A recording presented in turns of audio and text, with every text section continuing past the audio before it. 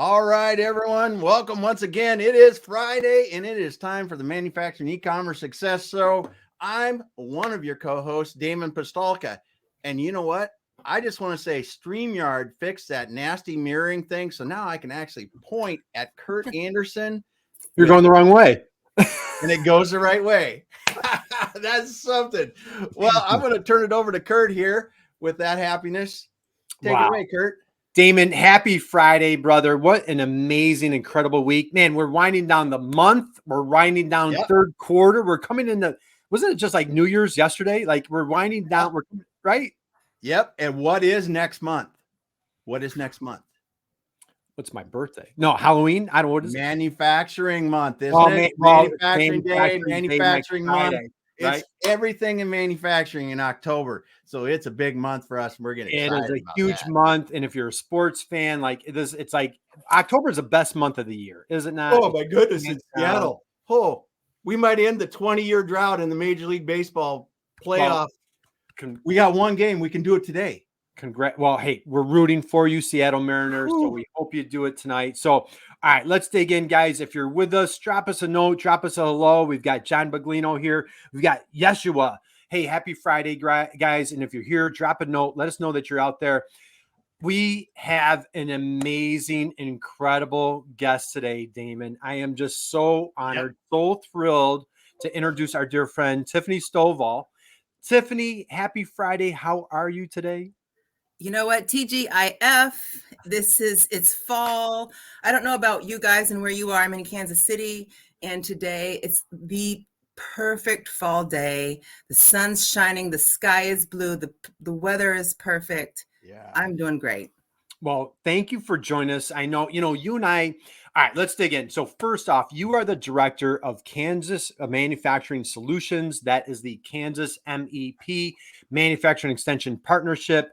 And Damon, we've had the honor and privilege. We've interviewed numerous folks from the MEP network. We're going to take a deep dive there. But Tiffany, I know you're a proud Missouri grad and you've had a great career in EPA. We've got engineering, manufacturing, all sorts of good, juicy stuff in your background.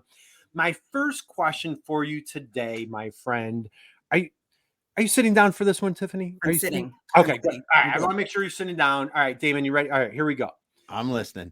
Tiffany, as a young gal growing up, who was your hero? Who was your hero? You've accomplished such great things at such an early age. Who inspired this wonderful success? Who was your hero growing up? My mother. Oh, I know it sounds kind of lame, but it was my mother, my mom, and God bless her. She's got Alzheimer's now. So my mom isn't the mom that I grew up with, but she's still my mom. Yep. And my mom is a woman that would move mountains with her look. And by her sheer will, she would just make things happen. And it didn't matter what she had to sacrifice. She worked hard. That saying, work hard, play hard. She believed in work hard, work hard. Work hard. Man, I like that. Yeah. And no. That's not the good part. Okay. Because work hard means you save play for later. And then you get Alzheimer's and later doesn't come. Oh, okay. However, what she did instill in me is a work ethic, as well as if you want something, there's no such thing as no. It's just, how are we going to do it? Maybe it won't work that way, but let's find a way to make it happen. And that's who she was. She was, no didn't exist. It was not that way. And so that was a driving force for me that, okay, this isn't going to work this way, but if the goal is still out here and it is viable, then we'll just find a way. She was a woman that found a way no matter what it was. And I can't tell you how much that has inspired me. It didn't necessarily inspire me when I was young and it was like, just do it because I said to do it. Find a way. But now I get it. I get it. When you're a teenager, probably you didn't like hearing that no all the time. And Tiffany, what's mom's name? Edith, but she has a nickname, Cookie. Cookie? Yes, her name is Edith, but friends and family call her Cookie. And now when she's being a little ornery, I call her Cookie too. So come on, Cookie. Nice. Well, thank you for sharing that story. What an inspiration. Yeah. We love that question. We love the answers that we get. And so a big shout out. We send our love and blessings to Cookie. And you know what, Damon, I think we should get t-shirts. Find a way. Find a way. I wrote it As down. a matter of fact, so Damon, I tell you, dude, I love the post that you've been putting out. How about a post? You and I chat after. There needs to be a post. Find a way. Find a way. So I love it. I love that. So Tiffany, let's go there. So, all right, let's talk about all right, we're going to talk about the manufacturing extension partnership. Okay. So for folks out there, again, drop us a note. Lori, we've got Shaw, we've got Yeshua, Whitney's here. Whitney's our guest on Monday. Hey guys, happy Friday. Let us know that you're here. Lori. Connect with Tiffany here on LinkedIn. Man, you're going to thank us later. Definitely connect with Tiffany here. We're going to geek out on manufacturing. So Tiffany, I want to dig into like your background, and then we're going to slide into the MEP network. So let's, all right. So Cookie was a great leader, great, wonderful role model for you, raise this rock star that you are. Talk about like when you went off to Missouri, kind of like what was a career path, and like what brought your superpowers towards this world of manufacturing? Let's hear what was going on in college and like post college in your world. So when I went to college, the vision and the view of what I thought I was going to be and what I thought I was going to be when I grew up, it's nothing like what I've ended up as. So I hadn't really decided. What I knew is that I was going to college. Okay. That wasn't an option for me. I knew I was going to college, and I had to declare, and I had been in all of these programs because, well, Cookie, I had been in all these programs in high school that sort of directed me toward the business world. Because by the nature of the program. So I was in a wonderful program called Inroads. It's nationwide. If you're not sure of it, look it up. It is a program for minority youth with a mission to help to drive this vision of business excellence, working excellence, community service. Wow. And so while other kids were spending Saturday mornings lounging in bed, I spent Saturday mornings my junior and senior year at University of Missouri, Kansas City Extension at 8:00 in the morning taking classes. Yep. So there's that. I changed my major like 4 times in college, maybe 5. Okay. Because I was still trying to figure out what I wanted to be. And I graduated with a degree in marketing, but a couple minors, because again, I had changed my major so many times that I had gotten really close and then changed. I ended up where I am actually as a result of an internship I did at the Environmental Protection Agency, where my father worked there. Okay. Oh, really? Okay. Yeah. My father worked for EPA at the time. And I ended up there, which planted a seed of environmentalism, energy management. Then after my son was born, I went to work for a large international firm called Tetra Tech. Yeah. And they're an environmental services firm. And I was hired as what was supposed to be the first hire of a team of 11 or 12 people in energy management. I was the first hire by the director. They shut off hiring right after me because that was like 2007, 2008. Oh, okay. Yeah. You know what? We all know what happened around that time. Yeah. Little goofy hiccup pack. Yeah. Little goofy hiccup. And so he looked at me at one point and said, okay, kid. Okay, kid, it's just you and me. You're going to have to learn this stuff. You know what? But I don't know that you'll really be able to do it. But what did Cookie say? Get it done. Right. Yeah. So find a way. Find a way. And so I took that as a challenge, and not as a, you can't do this. I took it as a challenge. And so I went and got energy management certified as an energy management professional. And kind of the rest is history. And so that's actually how I ended up in this organization is we were doing energy studies, energy audits, finding ways for, at the time with Tetra Tech, large organizations, so large industrial customers, municipalities like cities and counties, universities, trying to help them find ways to save energy by going on site, looking at everything that used, that made their utility bills high, lighting, air compressors, heating, cooling, things like that. And I got wind of the Kansas MEP. Actually, they got wind of us and said, "Hey, you know what? This might be cool if we could do this for some of our smaller manufacturers. Can you guys do that?" The way the pricing structure was, it was like, but make a way. And so we ended up partnering with the local MEP, and we ended up doing so much work that they said, "Why don't you guys just come in-house and build a practice?" And that's what we did. Oh, that's nice, perfect, Tiffany. Absolutely. So again, guys, connect with Tiffany here, and you see, EPA heavy on energy, which I feel like you were ahead of your time, from that energy standpoint, Tiffany. And I love this is a perfect segue. So if I'm not mistaken, 2010, I saw on your LinkedIn profile that you joined the MEP in Kansas. So anybody out there, they're like, you guys keep saying this MEP. What are you guys talking about? Can you please explain to everybody what is the Manufacturing Extension Partnership that you are the head of in Kansas, and then we'll take a deep dive there.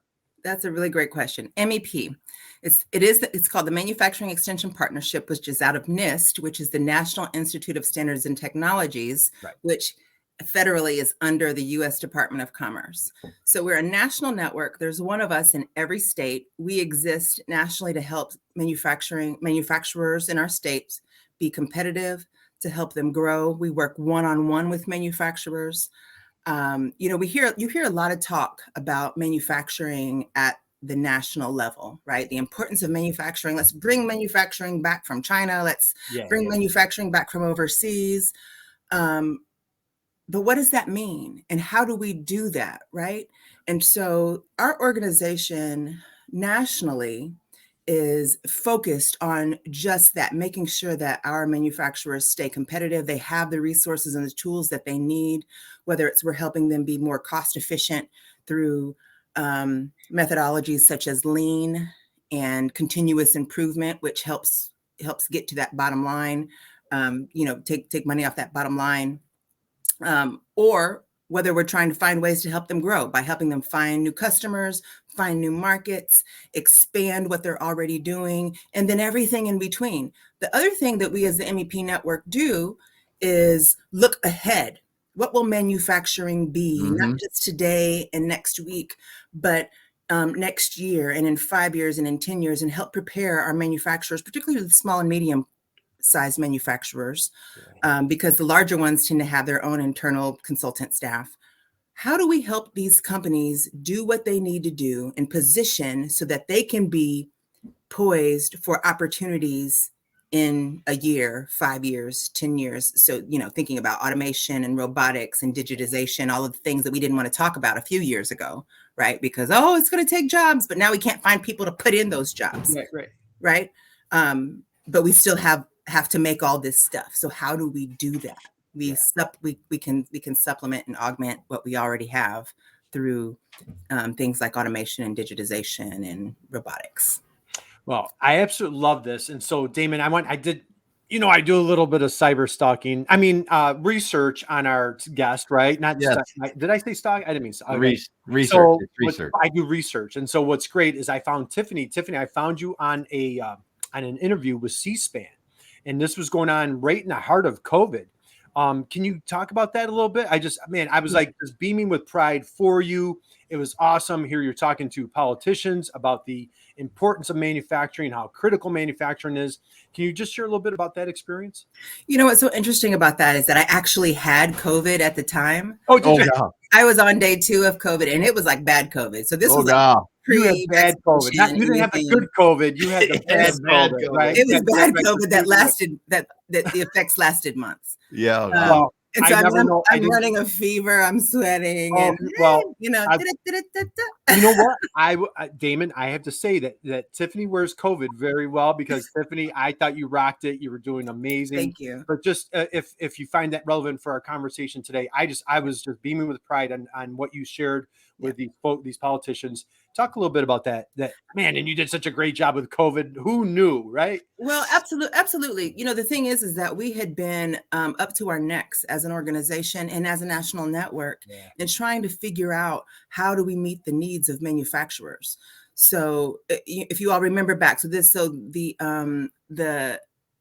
testimony that Kurt's talking about happened in November of 2020. So we were already many months into the pandemic. Companies were struggling, not just manufacturing, but all companies. We'd had shutdowns, we'd had all kinds of things, and manufacturing was considered, one of those industries that needed to stay moving, right? Yep. And so we needed to stay moving with it, and actually to stay ahead of what manufacturers needed from us, not just in general, but at the time, right? Yeah. So what that testimony to Congress was about was twofold, about really telling the stories of the challenges that were happening on the ground, that were happening with our manufacturers, and how they were working so hard and shifting so quickly in order to meet the needs of the American people and beyond, right? It was absolutely astounding. Typically, change happens incrementally, right? And it happens slowly. This happened so fast, and manufacturers and they did it because, to meet the need, but two, to keep their doors open and to keep their people employed. This was also about keeping people in jobs, right? And they moved so quickly. And so as the MEP network, we were out in front of that. We were there with them, trying to understand what they needed at the time. Okay, so you're a manufacturer that makes chemicals and brooms and sweepers, but you have the ability to make some of the PPE that we need. What does that look like? How can we help you shift on a dime and shift to next, making those things in a matter of days and weeks instead of months and years? How can we help you do that? What do you need from us? And our legislators needed to understand what was happening on the ground, because they were all of us as American people, our legislators were leading the charge to say, we need to have masks and ventilators and sanitizer. We need all of this stuff. Manufacturers, go make it. But it's not that simple. Yeah. Right? It's not that simple. You just wave the wand and just start making this stuff, right? That's right. And it took a large amount of investment from our manufacturers, a large investment of money, time, money, thought. And they did it those that were able to shift did it so quickly. And there were others that were sort of sitting on a shelf saying, hey, you know what, if we're needed, we're right here. Just call us. Right. Just call us, let us know. Yeah. But that takes a lot of coordination. Number one, to know who those companies are. Right. And to help them realize what their potential might be. Right. If all they're used to doing is making, brooms and brushes. I'm just using that as an example because that's a big example of a great shift here in Kansas. Yeah. I absolutely love that. So, all right. So now So now you did a great explanation of MEP as a whole. So anybody out there like, okay, this MEP. So boy, if you're tied with manufacturers, if you are a manufacturer, you're a service provider to manufacturers, I strongly welcome you to contact your local MEP. We're here talking with Tiffany. She's the director of the Kansas MEP, the Kansas Manufacturing Solutions. Now, all right. I have to go here, Damon. Are you ready for this one? I'm ready. I have a fun little story to share. Okay. Last week was the annual Manufacturing Extension Partnership annual conference. Okay. 2 years ago it was canceled, of course, because of COVID. Last year they had one kind of, like some people went, some people didn't, from what I understand. I had the honor and privilege. I attended this year, was in Chicago. Tiffany, I'm so sorry. I was so looking forward to meeting you in person, and life had a different direction for you, so you're unable to make it. So I'm at the conference, and I want to take deep dive into what's going on at KMS. And I think your website is We Are KMS. Do I have that correctly? Yes, We Are KMS. That's right. We are. Awesome. Man, I love that. We Are KMS. But I want to share a quick little story. I'm at the show and they have like sessions. So you have like training sessions and it's one of those things where like there's 4 sessions and like, oh man, they all look good. Which one do I pick? And I don't even know why. I don't even know if it was one I selected. I walk into the session and it's 3 folks from Kansas. And it was Dana, it was Jan, and it was Dave Stein. Okay, I think Jan Peters and Dana's last name? Dana Gonerman. Thank you. And I'm connected with these guys on LinkedIn. And I just sat down and I'm like, I was completely captivated. Dana, if you're out there, you are a powerhouse, man. What a personality she is. They were talking about this great program that they're running. Jan is doing an amazing job covering in different parts of Kansas. Dana's doing an incredible job. And then Dave Stein is just rocking it. So the next day I'm walking up a set of stairs. I literally almost run into this guy. His name's Dave Stein. And I'm like, I look at his name tag. I'm like, Dave, I go, didn't you just present yesterday? He goes, yeah. I go, dude, I'm like, that was a home run, man. That was like what you guys are doing in Kansas is so good. Dave and I, man, it was like we were like soul brothers. Like we totally hit it off. He's a huge baseball fan. Damon, you would love Dave Stein. We end up talking, I think, for like 45 minutes. Tiffany, this is what I want to share with you. Number one, you've built a rock star team. I saw it firsthand. I'm not just saying it because you're here. Nice. Kudos to you. The admiration and this, and again, I'm not saying this just for Dave. The admiration and the respect, and just like even the glimmer in his eye as he described you as a leader. He's a 20-year veteran working at Anheuser-Busch. He's lived all over the country. I mean, this guy is legit. This guy is a quality, phenomenal candidate, dedicated to helping manufacturers. He views you as such a rock star leader. Shared with me how you've turned the ship around at KMS when you came on as director in 2017. I'm going to stop on that. First off, congratulations. Number two, kudos to you on the team that you've built. So number three, I want to talk about your leadership. Let's start with this. Number one, talk about what's going, like, what do manufacturers, man, you guys are so lucky. You manufacturers in Kansas are so blessed to have Tiffany and her team. Talk about what types of services do you specifically provide at KMS? You know what? Thank you for asking that question, because we talk about MEP and we show up and sometimes we leave and people go, but I still don't know, what do they do? What do they do, right? What do they do? So what we go in, when I say we, I mean our team will go in. So let's talk. You mentioned Dave. I'll talk about Dave. We also have Jeff Glimps and Scott Stewart, and others that will go in and meet with manufacturing leadership. Right? Sit down with them, really talk through what's keeping you up at night. What are your challenges? Where do you want to go to? Where do you want to grow to? Right. How's business? Like, just give it to me, really. How's business? And asking those probing questions and having that initial conversation that helps our folks really understand what's happening in the business, right, and also understand where there may be some gaps. So we're not there necessarily to push a product. Matter of fact, we're never there to push a product, push a service. It's really understanding where the challenges are and where we might be able to offer some help and some support. Okay. And we've got some really great people that are really great at doing that. Right. It's not like selling a pen here, right? Where I can talk about the features and benefits of this wonderful, beautiful pen, and the ink flows so nicely. It's wonderful.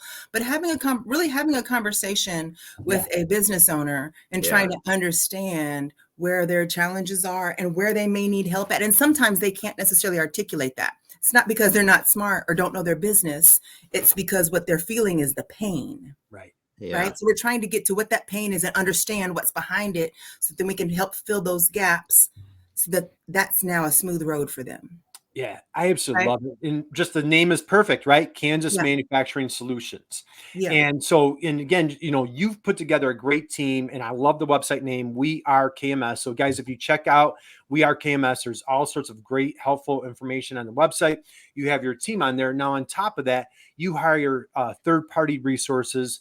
So hired guns, experts, people that are, 10, 20, 30 years in a field on, like you mentioned before, lean, operational excellence, engineering, your background with energy, Dave Stein's background, Dana, Jan, like your whole team, you bring in a whole wealth of information to help that manufacturer get through that challenge.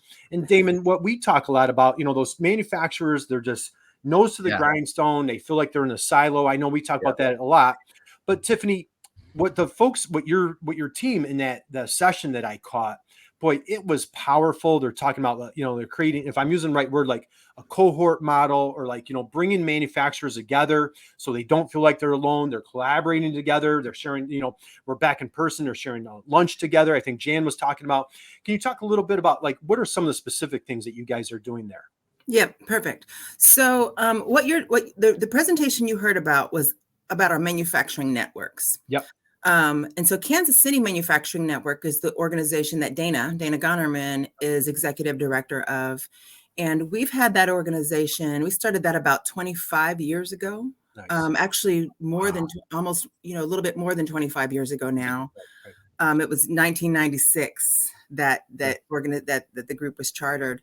And the purpose behind it was really, so again, we can provide services to a manufacturer, again, in the area of lean, continuous improvement, strategic planning, leadership training and development, marketing, sales, workforce.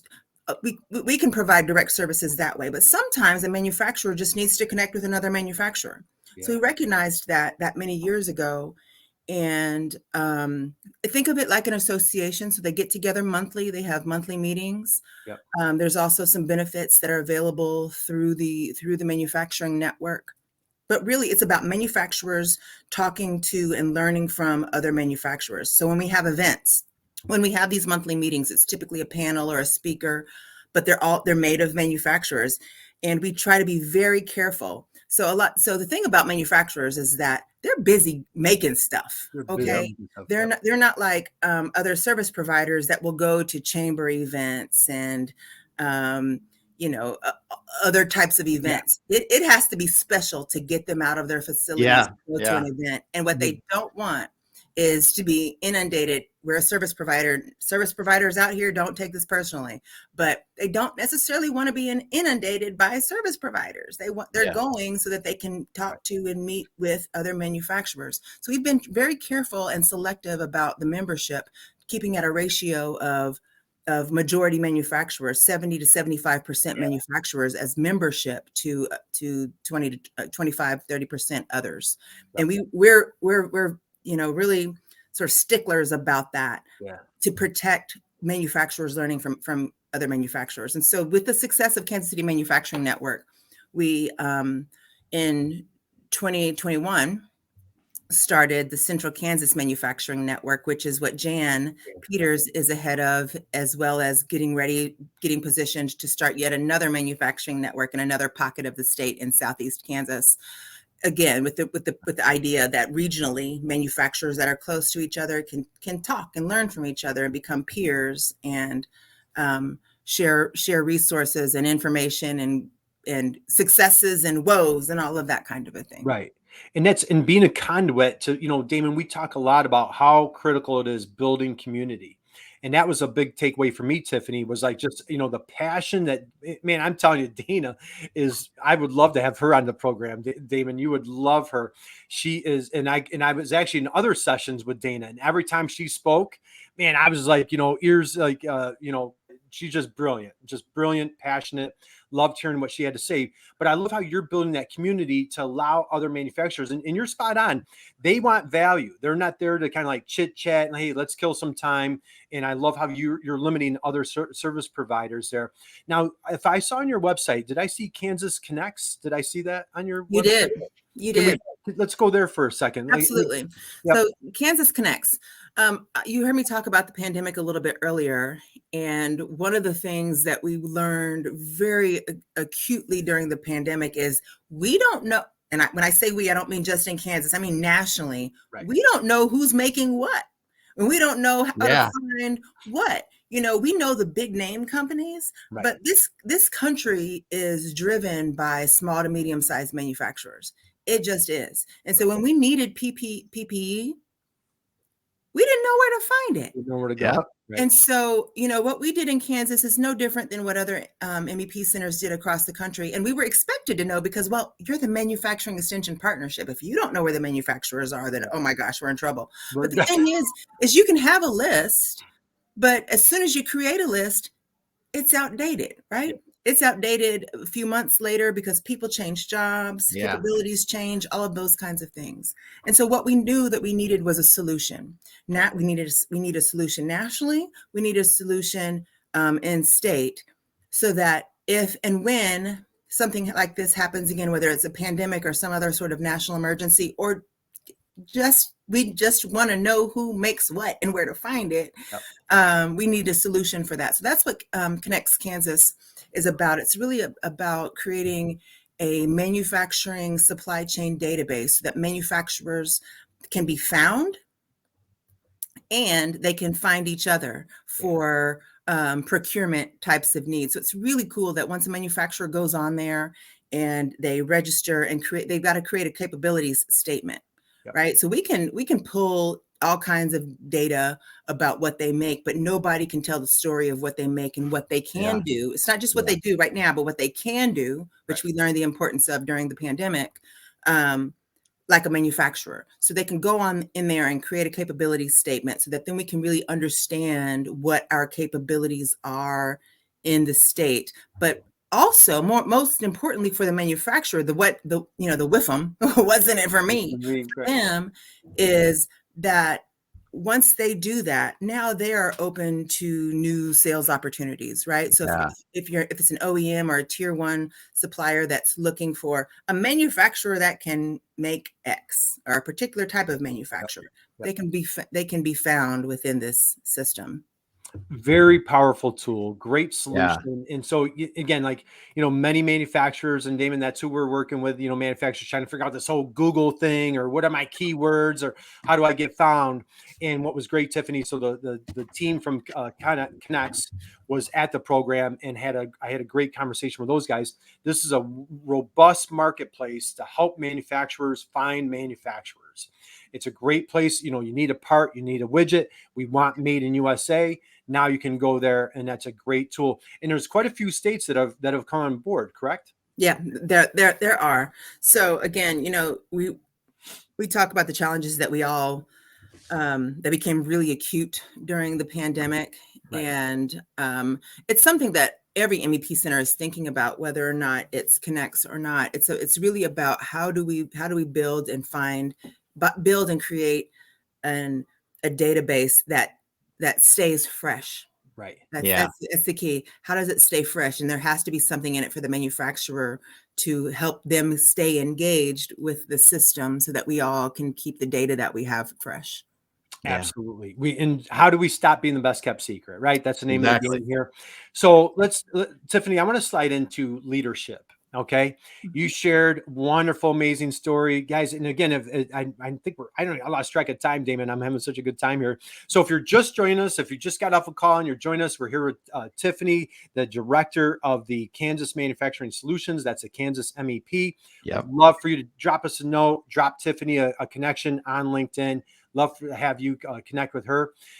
Tiffany, let's talk about leadership. And if anybody out there missed it, you talked about your hero growing up. It was your mom, Cookie. I've had the honor and privilege of meeting a number of folks on your team. I saw firsthand what your leadership means to your staff. And again, I'm going to come back to Dave. Dave, if you're out there, dude, if you're catching us, listening, man, I told Tiffany earlier, I'm like, he literally was like worth going to the conference. He's that good. Awesome. And to hear him talk about your leadership style, how you kind of turn the ship around at KMS. Can you share with us, say there's folks out there, they're early part of their career, just kind of starting things out, and they're looking for some leadership advice. They look up to someone like you, Tiffany. Any leadership suggestions, advice, counsel that you would give for a young person, or even a seasoned veteran that just like, man, I'm struggling managing a team. Where does your leadership traits come from? So what you're asking is kind of two different questions. One of them is what would you say to a younger person? So one of the things, I've got a couple things I would say. Please. And this is advice from my mother. This is from Cookie. This is from Cookie, right? So what Cookie used to always say is, where your heart lies, so shall your treasure be. Right. Which meant, don't chase the money, chase a passion. And even if it's not a passion, do you like it? So if you're doing something you don't like, then what that means is that you're going to work every day, and it's a it's an albatross around your neck. Yeah. You know, we get the Sunday blues, and that's no way to live, because what that means is you're going to show up on Monday and you'll give them what they're asking for. And by Tuesday, you're still giving them what they're asking for. But by Wednesday, you're saying, is it Friday yet? Yeah. You know, and all of us, we're all, we all do that from time to time, right? We all do that from time to time. But the truth is that if you like what you're doing, it doesn't feel like such a doggone drag to go to work every day, right? So find something that, whether it's your passion, because that's the word, is that it's always, oh, find your passion. You'll never work a day in your life. Well, sometimes you can't work your passion. That's just the truth. But do you like what you're doing? Do you like the people that you're working with? Do you believe in the product, service, whatever it is that you're a part of? And if you don't, is it because I haven't tried to? Am I carrying this old, gotta make the donuts baggage? Or, you know, you guys remember that old Dunkin'? Yeah, that's awesome. Gotta make the donuts. Make the donuts. You know, it's about a mind shift. And sometimes that mind shift means you have to make a career shift. And if you do, that's okay. So that's advice that I would get. Oh, that plus when you get there, when you're at that place that provides you some sort of fulfillment, maybe it's the quality of life that you like, the work-life balance, maybe you love who you work with, maybe you love what you do, all of these things put together, then do whatever it takes. Okay. When I first came to KMS, which was it was called something else back in those days, 2 months, actually less than 2 months after I was hired full-time, because I came in as a contractor, less than 2 months after that I was hired full-time, there was a layoff where they let go about 30% of our staff. And I was afraid I was going to be let go in that. I wasn't. And people looked at me like, well, why aren't you let go? You were last in. Why, you know, last in, first out. But the other thing is that, you know, I was working hard, producing things, not just working hard for the sake of working hard, but I was producing. And it was like, okay, well, what else do you need me to do? Right? Sometimes it is about job preservation mode. And I remember even as a VP in this organization, saying to the then CEO, saying, you know what? I know our team has gotten so much smaller, whatever it takes. And that meant if I needed to take out the trash, I was going to take out the trash, and that I wasn't going to view myself as, well, I'm a VP. I don't take out trash. That's not what I do. That's not my job. Right. That, you know, when you're working on small teams or teams where things really need to work, that attitude just doesn't work. So that's some advice that I would give. I wish somebody had given it to me. And I guess I did get that advice through my mother, through Cookie. Right. So to leaders, what I would say is people matter. People matter. Yeah. And I wanted to create an environment that I wanted to work at. Right. Just because I'm leader now doesn't mean that I don't remember what it was like to not be the leader and say, well, why aren't they doing this? And there's always going to be that, right? Questioning of what you do, how you do, why you do it. Yeah. There's always going to be that. But at the same time, the goal for me was to create a workplace that I wanted to work at. Yeah.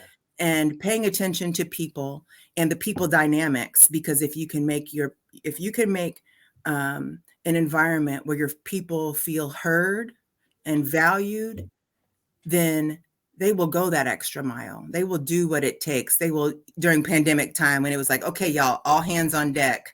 We got to crunch this out when the world was scared and stressed, but this team did what they needed to do because they were bought in to what we agreed to do together, not just the mission and vision. This is what we do. Everyone has a mission and vision, right? But it's really, what are we agreeing together to do? Right. And how are we going to support each other? And do they feel supported? And those kinds of things. Can't be perfect at that, but if you are driving towards that on a daily, weekly, monthly, quarterly, annual basis, then I think that makes a huge, huge difference. Man, boom. That's all I'm saying. Drop the mic there for when we got to just take a moment. So Tiffany, on our program, it's lunchtime in many places. And so when we have a moment like this, we just want to savor it. It's like good barbecue right there. It's like good barbecue from Kansas City. A good KC Oh, barbecue. We just That's want right. to just savor those words of wisdom. And all right, so I want to slide into this. Your team found a way. They took Cookie's advice and they found a way. 2021, dude, you like crushed it with your numbers, right? Your impact. So impact is the key word for MEPs. And what that is like, what is the positive impact that you had on your state, on your manufacturers? And if I recall correctly, I kind of threw it on your little banner, hundreds of millions of dollars of revenue, of new revenue that you helped create in the great state of Kansas, $42 million of savings. So again, under your leadership, you're not talking a talk. You're walking a walk. Your team is really having a profound impact. And things happen. Can you talk about how'd you do it? What's your secret, Tiffany? How'd you do? No, seriously. Like how do you feel under tough circumstances? We were all under the gun for 2021. Your team rose to the occasion. You had a rock star year. What would you just share with us? Just what are you feeling? What are you thinking right now? How did you do 2021? Interestingly, so I could talk about all the services that we offered and all of the, all the things that we did, but even before you get to that, you have to keep people engaged. When suddenly, we all went home and we're working in a different environment. We've got kids at home that we're, homeschooling, and we're worried. Everything is so different. The unknown, we don't know what the unknown looks like in front of us. I had a house fire that year. And so that was very acute for me in terms of I was out of my house. We lived in a hotel for 60 days, lived and worked and schooled in a hotel for 60 days before we could even get into temporary housing while our house was being repaired. So really, how did we do it? We stayed focused on what is it that we're trying to accomplish. And you talk about the impacts that we have, and I'm just going to brag a little bit. Yes, we had over $300 million in new and retained sales in 2021, which was a result of the work we did in 2020. Almost 2,000 new jobs, over 200 million in increased investments, and this was in a time that was tough. And by the way, these impacts are not because we say that these are the impacts. These impacts are because this is what companies report on a survey. Everybody hates a survey, but our companies took the time to take a survey, a third party delivered survey that we don't touch, we can't touch. They go in and answer questions, and this is what they answered to. So how did we do that? It's because we stayed focused. And I think that was the key, and it's not just us, lots of businesses did that because they had to. What are we trying to accomplish? And in order to accomplish that, we're going to have to shift really quickly. And it comes back to, I'm going to step back into what we talked about just a little bit with leadership. How do you do that? And I think being able to shift quickly and get everyone to follow behind a quick shift has everything to do with the work that you had already done, right? To set the tone as a team. And one of the things that we operate off of, I don't know if you all are familiar with the book, The 4 Agreements. But the 4 agreements are: be impeccable with your word, don't take anything personally, don't make assumptions, and always do your best. If you're not familiar with the book, I would encourage you to Google it. Google it, find the book, read the book. It's a short read. And that's something that our entire team did. And this team showed up with their best every day, even in uncertainty. And that's because this is what we agreed to together, how we were going to operate to fill the mission of the work that we have to do here in Kansas.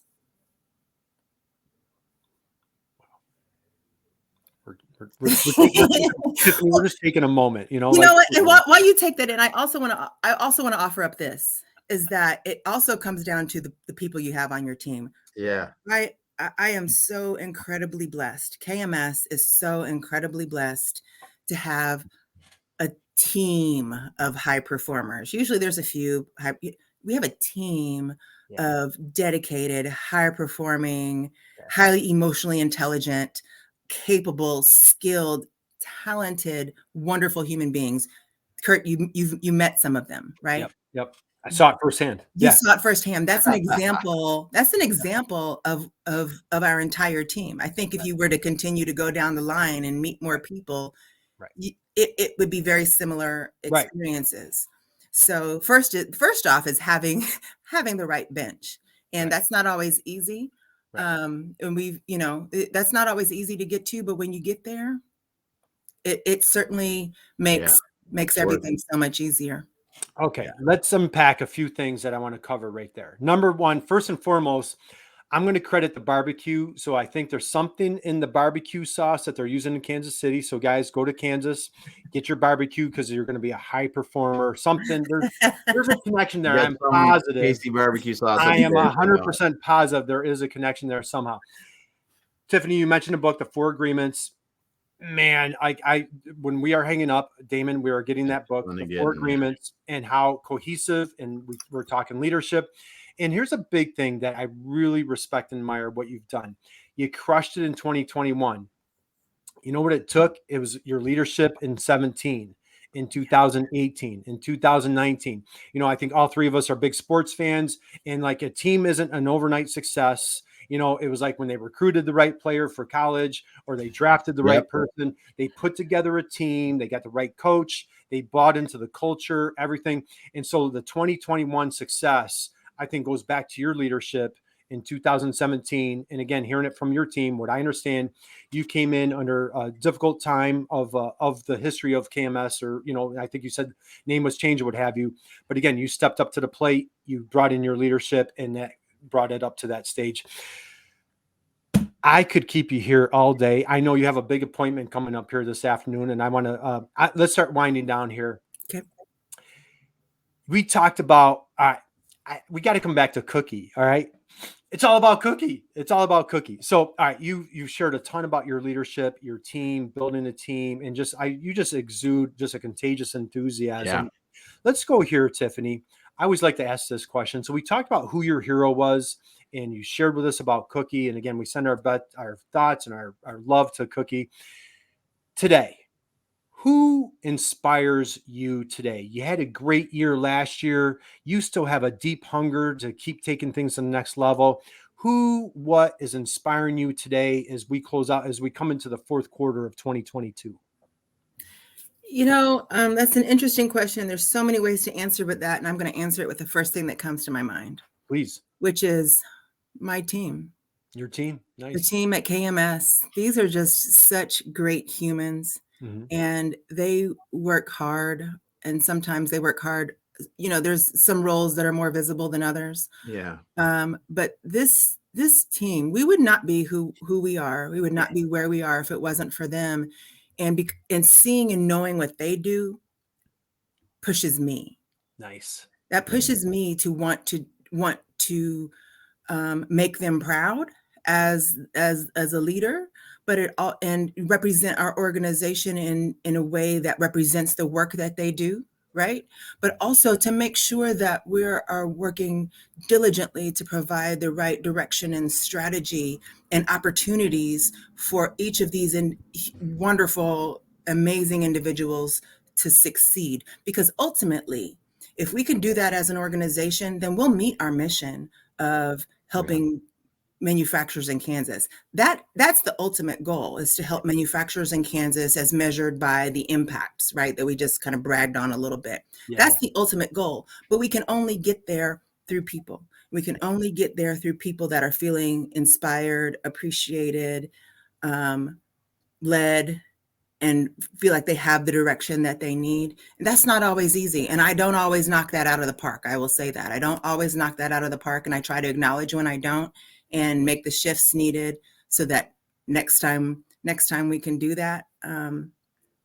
But if in terms of who inspires me, it's the KMS team. It really is. Oh, what a great answer. Yeah. I don't want to say, I have one more question. For you. There we go. Damon, we talk a lot about women in manufacturing, diversity in manufacturing. Tiffany, if you could share, like, what are some, say there's a manufacturer out there and they're like, you know what, I need to diversify. I need a little bit of guidance.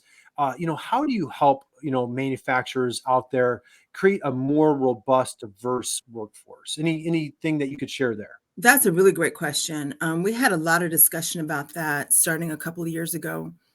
And, there's some challenges, right? You think about some certain communities and you go, well, we don't have a very diverse community. Right. Well, diversity looks like a lot of different things. It's not always about race or gender or background.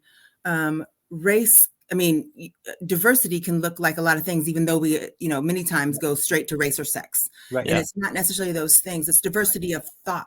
And Right. so that's part of what we bring to the table.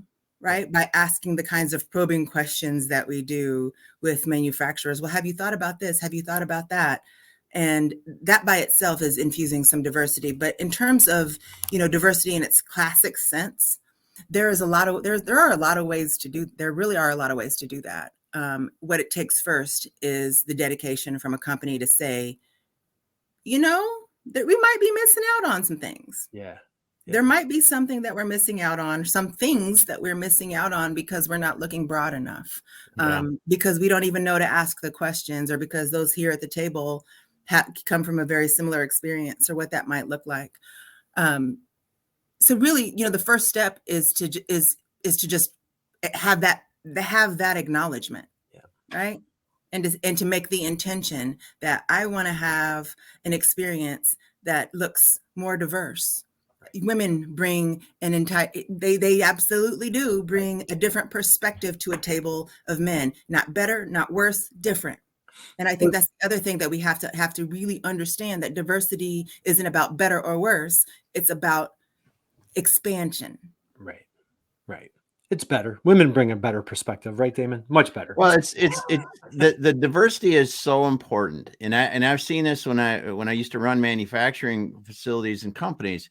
Is you can take someone that's working in customer service and put them in like a lean manufacturing environment, or you're designing a product environment, and they will bring a completely different perspective. That you can have 6 other engineers and people that are in manufacturing out there working, but they can bring the idea that revolutionizes what you're doing. Yeah. That's right. And when you see how diversity works like that, you just realize that if we're not embracing this, we are losing so much opportunity because of it. That's right. Cool. It goes back to an innovation mindset, really, that good ideas come from everywhere. Yeah. And not just the people that you invite around the table, because when you invite people around a table, you're missing out on many times, some of the best ideas, the people that greet your visitors that come in the door, the people that clean up at the end of the day. You think they don't have good ideas? They've got good ideas. Yes. So diversity is about really opening up the table with the idea that good ideas and input can come from anywhere and everywhere. Yep. I love it. Okay. One sentence or less. I could just chat with you all day. Young person out there, like manufacturing. Why would I consider going into manufacturing? Young person out there, what advice would you share as far as going into manufacturing? That it's not, manufacturing isn't what you think in your mind. It's not dirt. It's not the old school, dirty, grungy, I just do one thing all day. Right.